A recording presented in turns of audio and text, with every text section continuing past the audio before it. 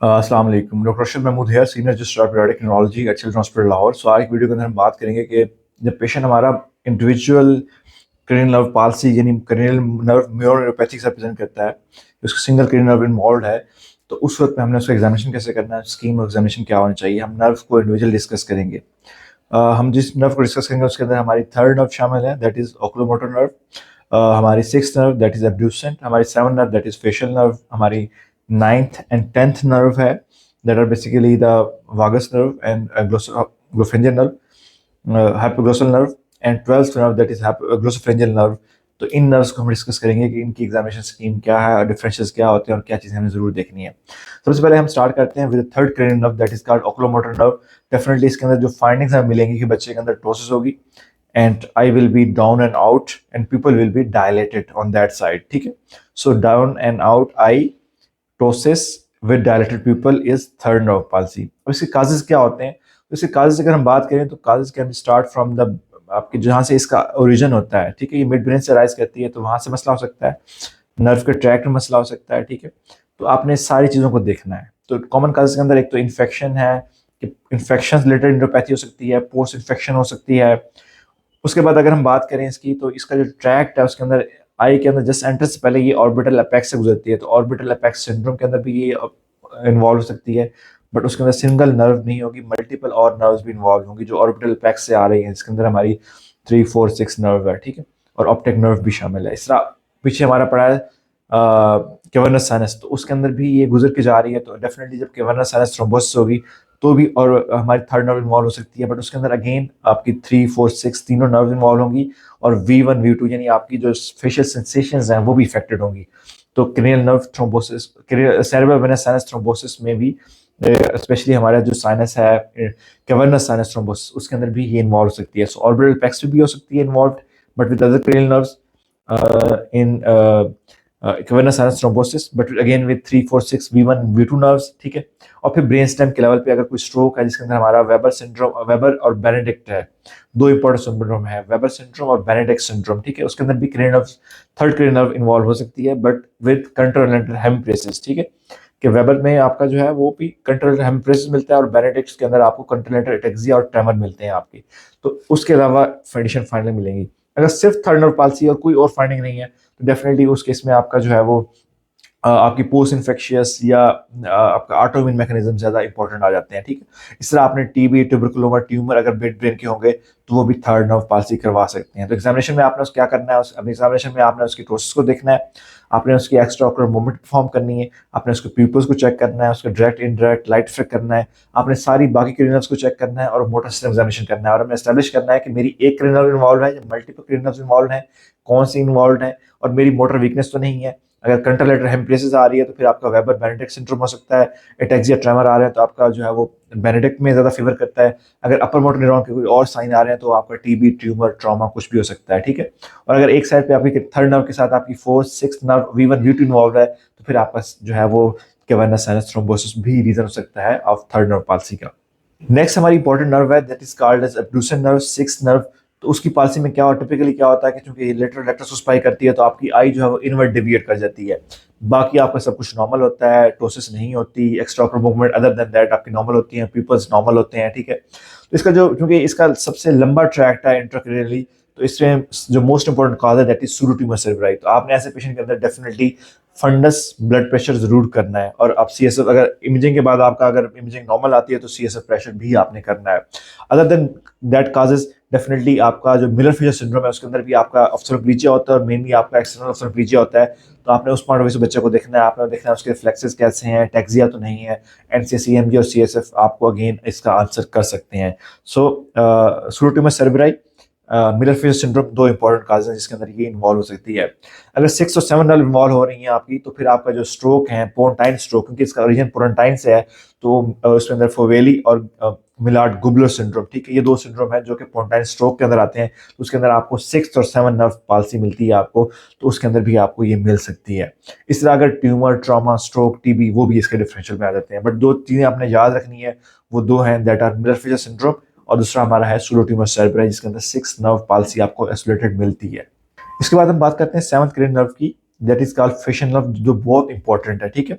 अब facial nerve palsy upper motor neuron type की भी हो सकती है और लोअर मोटर न्यूरॉन टाइप की भी हो सकती है। अपर मोटर में आपको पता है कि आपके जो अपर एरियाज हैं, यानी आपकी फ्रॉनिंग, ठीक है, वो आपकी स्पेयर होगी और टिपिकल बेल्स फिनोमेना भी नहीं आता। लोअर मोटर में आपको टिपिकल बेल्स फिनोमेना आता है कि जब बच्चा आंखें बंद करता है तो आपको उसकी आई बार्स टिपिकली रोटेट अपवर्ड मिलती हैं और आपकी जो फ्रॉनिंग होती है वो भी इफेक्टेड होती है। Lower motor neuron type facial palsy जब भी आपकी मिलेगी तो डेफिनेटली आपने ब्रेन स्टेम और आगे सोचना है, जबकि अपर मोटर न्यूरॉन में डेफिनेटली लीजन जो है वो कॉर्टिकल होता है, अबव ब्रेन स्टेम होता है। Lower motor neuron type facial palsy जब भी आएगी तो डेफिनेटली आपने देखना है बच्चे के अंदर, आपने उसको रिपोर्ट करना है फॉर द AFP, ठीक है। अब उसके अंदर काजेज क्या हो सकते हैं, पहले तो आपने एग्जामिन करना है, उसमें डेफिनेटली वही चीज़ें हमारी इंपॉर्टेंट होती हैं कि आपने उससे कहना है बच्चा आंखें बंद करे जोर से, दांत दिखाए, मुंह में हवा भरे, ठीक है, छत की तरफ देखे या तो ये चीज़ें करनी है। उसके अदर देन दैट आप टेस्ट को चेक कर सकते हैं, आप सेलिवेशन लैक्रिमेशन उस साइड पे चेक कर सकते हैं जो इफेक्टिव हो सकती है, और हेयरिंग में आपको हाइपर एक्यूसिस मिल सकती है, बट ये चीज़ें कॉमनली चेक नहीं की जाती, मोस्टली हम मोटर फार्ट को ही देख रहे होते हैं, ठीक है। इस बच्चे के अंदर आप डेफिनेटली आप उसका ईयर जरूर चेक करना है। आपने ईयर में आपका हर्पिस जोस्टर ओटिकस है जो कि रैमजे हर्ट सिंड्रोम मिलता है, उसकी वजह से फेशियल पाल्सी हो सकती है, लोगों आपको कहीं ट्रॉमा मिल सकता है। अगर पेशेंट का क्रोनिक ईयर डिस्चार्ज है, उसको टाइटिस मीडिया, तो उसके अंदर भी आपको फेशियल पाल्सी मिल सकती है। आपने उसकी टंग चेक करनी है कि टंग के ऊपर कोई फरोज तो नहीं है, थिक टंग तो नहीं है, जो कि मिल्कर्सन रोजेंथल सिंड्रोम में होती है, तो वो फेशियल पाल्सी के साथ आते हैं। आपने उसकी बॉडी चेक करनी है, कहीं उसकी बॉडी के ऊपर कोई रैश तो नहीं है, जैसे कि लाइम डिजीज या सर्कोइडोसिस में होता है, तो लाइम डिजीज और सर्कोइडोसिस भी फेशियल पाल्सी की काजेज में आती हैं। आपने चेक करना है बच्चे के अंदर कि उसका एटेक्सिया एयरफ्लेक्सिया तो नहीं है, तो GPS के अंदर भी फेशियल नर्व पाल्सी आपको मिल सकती है।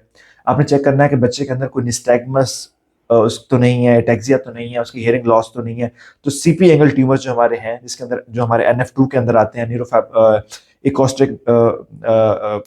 इकोस्टिक श्वानोमा, तो उसके अंदर भी आपको फेशियल नर्व पाल्सी मिल सकती है, ठीक है। तो ये इंपॉर्टेंट काजेज हैं जिनके लिए आपने जरूर देखना है। इस तरह आपका जो है वो जो पोंटाइन स्ट्रोक्स हैं लाइक मिलार्ड गुबलर और फोवियोलो सिंड्रोम, तो उसके अंदर भी आपको फेशियल नर्व पाल्सी आपको मिल सकती है। तो इस पॉइंट ऑफ व्यू से आपने उसको जरूर चेक करना है, आपने GBS के पॉइंट ऑफ व्यू से देखना है, आपने CP एंगल ट्यूमर के लिहाज से देखना है, आपने मिल्कर्सन रोजेंटल सिंड्रोम के लिहाज से देखना है, आपने हाइपरटेंशन के लिहाज से देखना है, आपने ओटाइटिस मीडिया के लिहाज से देखना है, आपने रैमजे हंट सिंड्रोम के लिहाज से देखना है, आपने ट्रॉमा लोकल ट्रॉमा के लिहाज से देखना है, आपने उसको जो है वो लाइम डिजीज और सर्कोइडोसिस के पॉइंट ऑफ व्यू से जरूर चेक करना है, आपने उसको ब्लड प्रेशर चेक करना है। बाज़ हाइपरटेंशन के अंदर भी आपको ये जो फेशियल नर्व पाल्सी मिल सकती है, और आपने डेफिनेटली उसको AFP के लिए रिपोर्ट करना है कि AFP is also a cause of facial nerve palsy, ठीक है। और ये सारी चीज़ें आपको lower motor neuron type of facial palsy मिलती हैं। तो मकसद कहने का यह है कि आपने फेशियल नर्व चेक करने के बाद सारे क्रेनियल नर्व चेक करनी है और फिर आपने उसका पूरा मोटर सिस्टम एग्जामिनेशन करना है, तभी आप किसी डिसीजन पे पहुंच सकते हैं। इसके बाद हम बात करते हैं 9th और 10th नर्व की, दोनों नर्व्स की पाल्सी को देखते हैं। 9th is hypoglossal and 10th is the vagus nerve, ठीक है। इसके अंदर टिपिकली क्या होता है कि आपकी डिस्फेजिया होता है, आपकी जो हाइपरनेजल स्पीच होती है, ड्रूलिंग होती है और नेजल रिगर्जिटेशन ऑफ फ्लूइड्स होती है। तो डेफिनेटली एग्जामिनेशन करने से पहले चेक करने के लिए आप बच्चे से बात करते हैं तो आपको नेजल वॉइस मिलेगी। उसके बाद आप बच्चे से कहते हैं कि थोड़ा सा पानी का सिप देते हैं तो आपको नेजल रिगर्जिटेशन और कफ मिलेगी। आप गैग चेक करते हैं तो गैग उसका वीक होता है। आप उसे आह टेस्ट परफॉर्म करते हैं, उसे कहते हैं आह करो, और उसका जब देखते हैं तो अगर तो यूनिलेटरल पाल्सी होगी आपकी तो आपका जो यूवुला है towards the normal side move कर जाएगा। अगर बायलेटरल पाल्सी होगी तो आपका यूवुला जो है वो आप एलिवेट नहीं करेगा, ठीक है। तो ये टिपिकल साइन होंगे आपके 9th-10th नर्व इन्वॉल्वमेंट के। अब इसके काजेज क्या होते हैं, तो डिफरेंट काजेज हो सकते हैं, जबकि जैसा कि न्यूरोपैथी अगर बच्चे को मिल रही है कि उसके रिफ्लेक्सेस हाइपरफ्लेक्सिया है, पावर उसकी कम है पेरिफेरी पे, तो आपने डेफिनेटली GPS और पोस्ट डिफ्थेरिक न्यूरोपैथी के बारे में सोचना है। अगर उसके अंदर आपको लॉन्ग ट्रैक्ट साइन मिल रहे हैं, हाइपरफ्लेक्सिया, हाइपरटोनिया, आपको इम्प्लांटर्स हैं, तो फिर आपने ब्रेन स्टेम को सोचना है। वहाँ पे ट्यूमर हो सकता है, ट्यूबरकुलोमा हो सकता है, ब्रेन स्टेम इंसेफेलाइटिस हो सकती है, ठीक है। अगर पेशेंट के अंदर 9th-10th नर्व के साइन मिल रहे हैं और साथ में उसकी टंग की फेसिकुलेशन है, तो फिर आपने मोटर न्यूरॉन डिजीज के बारे में सोचना है। अगर पेशेंट में आपको 9th-10th नर्व के साइन मिल रहे हैं और पेशेंट के अंदर कोई टोसिस है, डिप्लोपिया है, ठीक है, और उसकी जो है वो उसकी डायरेनल वेरिएशन की हिस्ट्री भी है, तो फिर आपने मैसीनिया के बारे में सोचना है। तो ये 4 इंपॉर्टेंट डिफरेंशियल इसके आपने बारे में जरूर सोचना है जब आपके पेशेंट आपके पास 9th और 10th नर्व के पासी के साथ आएगा। मैं दोबारा रिवाइज करूंगा, अगर पेशेंट के अंदर न्यूरोपैथी के साइन आ रहे हैं तो फिर आपने पोस्ट डिफ्थेरिक न्यूरोपैथी और GBS का सोचना है। अगर पेशेंट के अंदर आपगोइंग प्लांटर्स हैं, हाइपरफ्लेक्सिया, हाइपरटोनिया है, तो आपने फिर पोस्ट जो brain stem stroke, tumour, TBM और ब्रेन स्टेम इंसेफेलाइटिस का सोचना है। अगर पेशेंट के अंदर टंग फेसिकुलेशन आ रही है तो आपने मोटर न्यूरॉन डिजीज का सोचना है।